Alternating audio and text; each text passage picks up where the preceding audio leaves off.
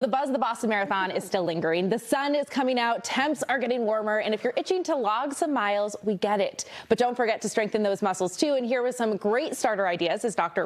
Brian Lotempio, a sports chiropractor and strength and run coach. Brian, thanks for being here. Of course, thanks for having me. You are like the pro when it comes to this, when it comes to running, but also strengthening, because we want to get those miles in. But the strength is crucial to staying healthy. Why is that? Reason behind that is, one, it just minimizes injury risk. So with running, we put a lot of force into the ground and we absorb a lot of force.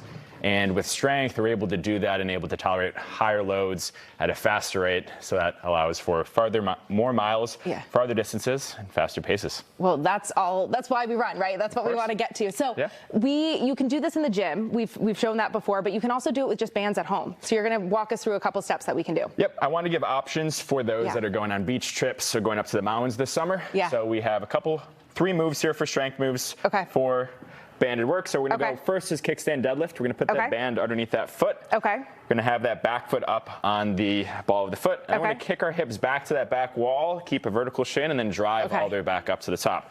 So you can do this with a long band. I'm going to give Hannah a short resistance band here. She's going to put that band around her foot, step on it, grab it with the opposite hand. Opposite hand. Good. And then she's going to drive all the way back up. So she's going to hinge down. And where do you feel that, Hannah? I feel it in my back of my leg. Hamstring. Hamstring, hip, poster, chain work is great. We can load this up with a dumbbell, kettlebell if we have access to equipment like that. Next one we're going to do is she's going to put the band around both of her feet. I'm going to show it using a longer resistance band. So I'm going to put it on my right foot. I'm going to step on it with the left. So I'm anchored here. We're going to kick. It's going to be a single leg move. We're going to kick our leg out into abduction, and then we're going to drive that knee up to the top. All at the one time, Brian. All at the same time. We want to be efficient as runners. We don't like to strength train a whole lot. We just like to run miles, but we can be efficient here. So this is hard. Hip flexor, and this is going to get more glute med, more of the hip stabilizers as well. So I'm feeling this in both legs. Is that right? That's perfect. Exactly.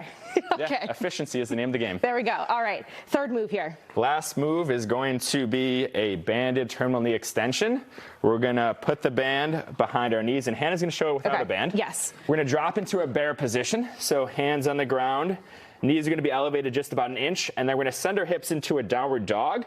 And then with the band, we're going to press into the band, getting as much knee extension, and then drive back. We're going to do about 10 reps there, getting quads, getting core as well. Which is crucial, right? The core, I think that we forget that sometimes with running. Core with running posture, we want more of an upright posture, so we forget about core often. But that tends to be one that fails, and then if we can't stabilize higher up, we're going to have issues down the chain. Gotcha. Another huge part is our mobility. And that's something that you are a huge advocate for, is increasing our mobility. So what can we do? As a sports chiropractor, I preach joint range of motion and functionality there. So I really like more of this adductor or groin shift. So there's variations here. We're going to start about 45 degrees out to the side. And then we're just going to allow that knee to track over that foot as far as we can, and then press through that floor, press through our foot, coming back. So we're going to feel it into our downside groin, hip, and then press through. We can also make it into more of a hip flexor mobility drill, where we bring our foot in front, and now we shift forward, making sure we're controlling hip range of motion. And then we're going out 15 degrees. Then we can get a little bit hip flexor and groin. So kind of a combo deal there. Oh, I love that. All right. And then add load as you would. Kettlebell, dumbbell. If you want to keep it up high for more core activation. Oh, interesting. It's a helpful way to progress that. Okay, awesome. Well, Brian, thank you so much. You guys can check him out. He has his own coaching business, so you guys can catch him there, or you can catch him at his classes at Backyard Boston in their new Seaport location. Thanks so much. Thanks, Anna.